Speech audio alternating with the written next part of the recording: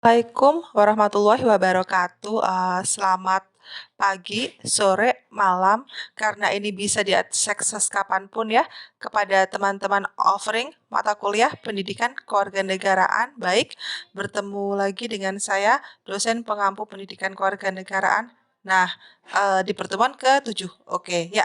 Nah, di pertemuan ketujuan ini kita akan membahas mengenai Konstitusi Indonesia. Oke. Apa sih Konstitusi Indonesia itu? Di sini ada CPNK dan sub CPMK yang harus teman-teman raih ya.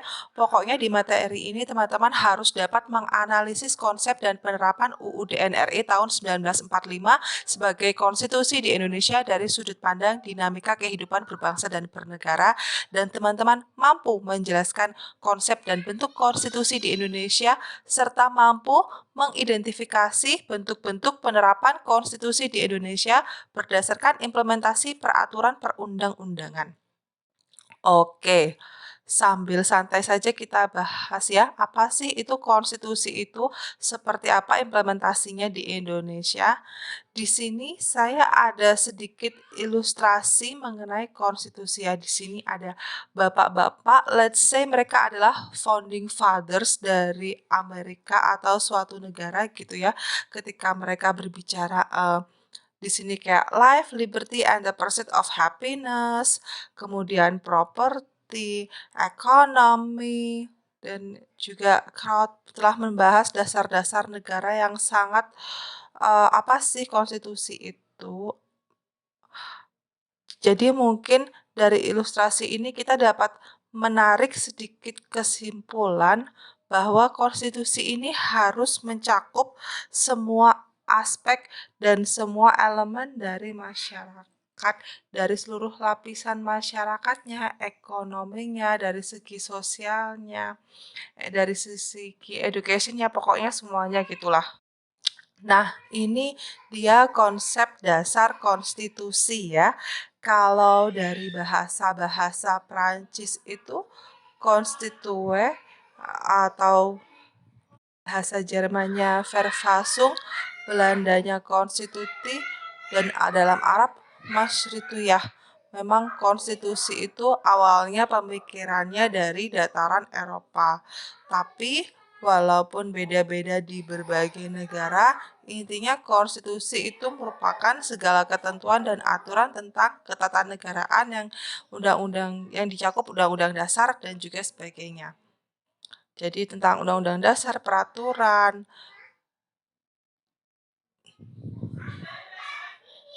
Jadi konstitusi ini pasti berupa naskah, tidak hanya lisan saja, harus berupa naskah. Karena dia merupakan rangka dan tugas-tugas pokok dari badan-badan pemerintahan suatu negara dan menentukan pokok-pokok cara kerja badan-badan tersebut menurut Watt and Phillips.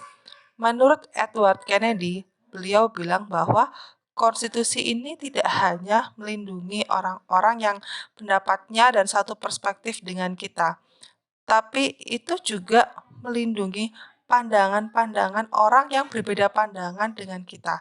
Jadi ketika kita berada di suatu negara dan kita mempunyai kepentingan-kepentingan yang berbeda dan berasal dari antar golongan yang berbeda.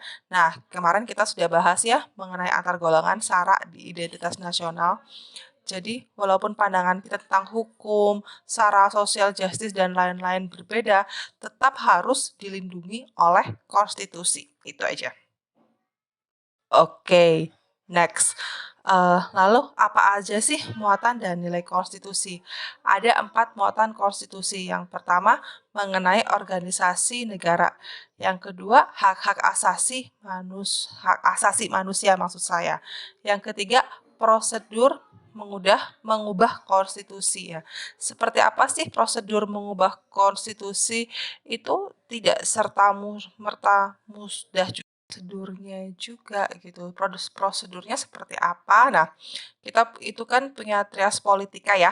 Ada eksekutif, legislatif, dan yudikatif. Nah, dalam konstitusi mereka memiliki peran-perannya tersendiri, terutama pada yudikatif ya. Mahkamah Agung, MA, MK, MPR. Nah, mereka biasanya lebih andil dalam mengesahkan atau mengubah prosedur dari Konstitusi Indonesia.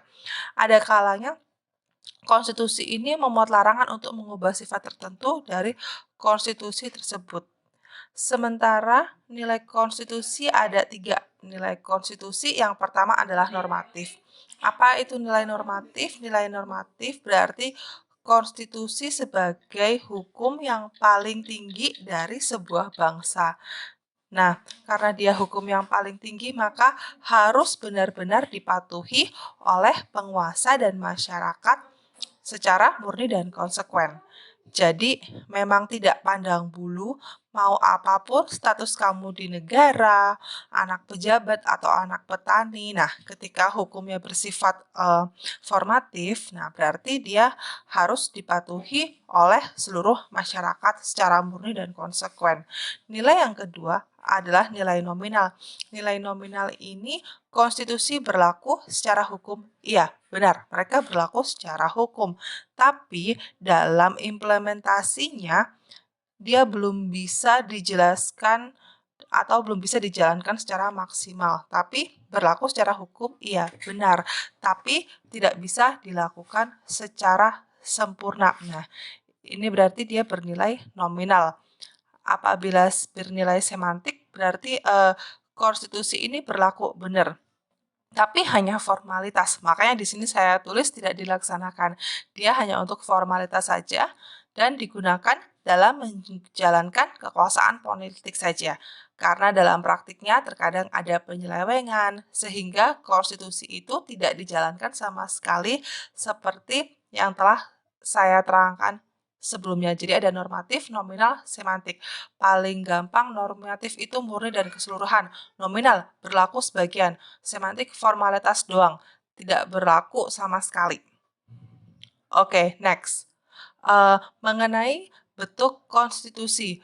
Konstitusi ada yang tertulis, ada yang tidak tertulis. Ada 2 bentuknya, gampang ya. Yang tertulis ada saja UUD 45 ya, yaitu konstitusi tertulis ini merupakan sumber dan dasar bagi norma-norma hukum di bawahnya. Teman-teman pasti tahu UU punya pasal ini. Nah, dia akan mengerucut lagi menjadi norma-norma hukum di bawahnya. Kalau tidak tertulis itu yaitu konvensi ketatanegaraan. Konvensi ketatanegaraan ini seperti apa? Konvensi ketatanegaraan ini merupakan pelengkap UUD untuk mengisi kekosongan hukum. Tapi kalau memang secara bahasa hukumnya ini adalah sebuah kebiasaan atau sebuah tindakan ketatanegaraan yang sifatnya mendasar dan dilakukan dalam menyelenggarakan aktivitas bernegara oleh alat-alat kelengkapan negara dan belum diatur dalam konstitusi. Jadi konstitusi tidak diatur, tapi dilaksanakan karena ada faktor kebiasaan dalam penyelenggaraan ketatanegaraan. Contohnya seperti apa? Contohnya seperti adanya foto presiden dan wakil presiden di tengah-tengahnya burung Garuda, baik itu di sekolah, baik itu di kantor-kantor instansi, kemudian upacara bendera setiap Senin. Itu di sekolah itu juga merupakan sebuah kebiasaan konvensi dari ketatanegaraan. Itulah garis besar mengenai konvensi ketatanegaraan yang tidak tertulis. Dinamika konstitusi Indonesia ini insya Allah lebih jelasnya ada di jurnal yang sudah saya unggah di Si Pijar ya. Jadi memang ada banyak sekali perubahan di Indonesia yang awalnya dari Undang-Undang Dasar, kemudian ke Konstitusi Republik Indonesia Serikat ya, kemudian berubah lagi menjadi UUDS gitu. Kemudian dia berubah lagi menjadi UUD 45, kemudian ada perubahan dan terakhir adalah yang dari 10 Agustus 2002 sampai sekarang ya, perubahan 1, 2, 3, 4 UUD NRI tahun 1945. Lebih jelasnya ada di bahan bacaan yang saya share. Kemudian bagaimana sih penerapan konstitusi di Indonesia? Tadi saya bilang bahwa ada konstitusi yang secara payung hukum dia paling besar dan memayungi hukum-hukum yang lain. Paling besar tentu adalah UUD 1945 ya. Dia merupakan konstitusi tertulis piagam yang berisikan cita-cita dan dasar ketatanegaraan bangsa Indonesia. Di bawahnya ada tem MPR. Ini dibuat oleh MPR ya. Kalau tadi UUD 45 udah digodok oleh founding father dan segala macam. Nah, ada TAP MPR yang dibuat oleh MPR sebagai konsekuensi dari tugas, kedudukan, dan kewenangan MPR sesuai UUD 1945. Kemudian ada UU atau Perpu. Nah, dia perundang-undangan untuk melaksanakan UUD 45 dibuatnya oleh Presiden dan DPR, dibuat oleh eksekutif dan juga legislatif. Kemudian ada lagi, Perpres ya, di sini ada Perpres ya, itu peraturan presiden ini hanya dibuat dalam kondisi darurat dan dapat, dilakukan tanpa persetujuan DPR. Biasanya kasus-kasus TKW yang akan dihukum mati, itu presiden bisa mengeluarkan, Perpres ya.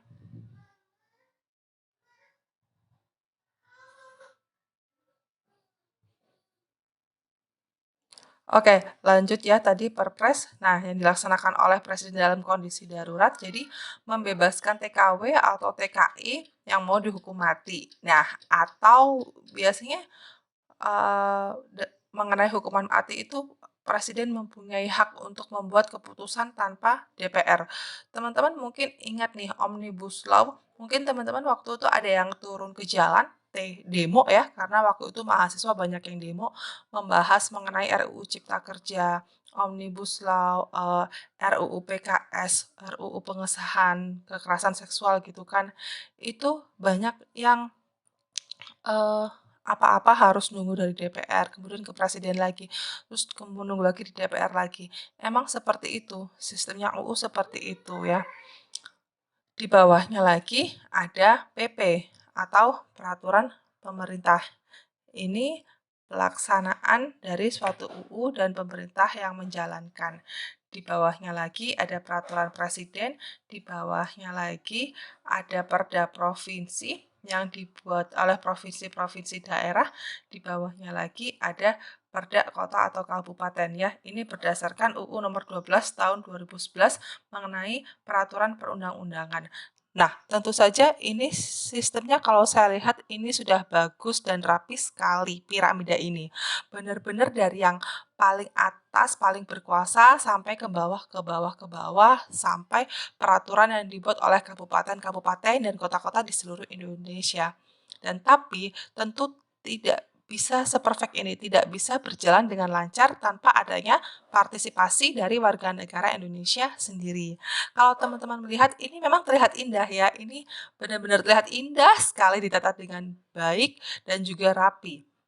Tapi ada tapinya. Oke, tapinya nanti kita diskusiin kayaknya. Tapi ini kayaknya sekali lagi saya ulang, ini tidak bisa berjalan dengan baik tanpa adanya partisipasi kita sebagai warga negara Indonesia sendiri. Jadi tidak ada gunanya kita bersusah-susah membentuk UI dan sebagainya dan membuat perpu, merevisi UUD jika kita sebagai warga negara Indonesia tidak mau berpartisipasi dalam penyelenggaraan konstitusi yang baik secara hukum itu tadi ya. Nah, jadi struktur yang baik itu seperti ini menurut teman-teman ya, konstitusi kita tuh udah seperti gambar nomor berapa sih gitu? Apakah gambar nomor satu? Ini sepertinya ini gambar dari sebuah pohon ya, yang teman-teman kita bisa lihat ini akarnya adalah good constitution, konstitusi yang baik, konstitusi piramida seperti tadi yang dijalankan step by step-nya dengan baik, maka batang-batangnya tumbuhlah demokrasi yang inklusif. Inklusif itu merangkul semua pihak. People-nya dapat akuntabel, jadi dapat diandalkan oleh warga negaranya. Human rights, mereka melindungi hak asasi manusia. Rule of law, hukumnya jalan. Good governance, pemerintahannya baik ya.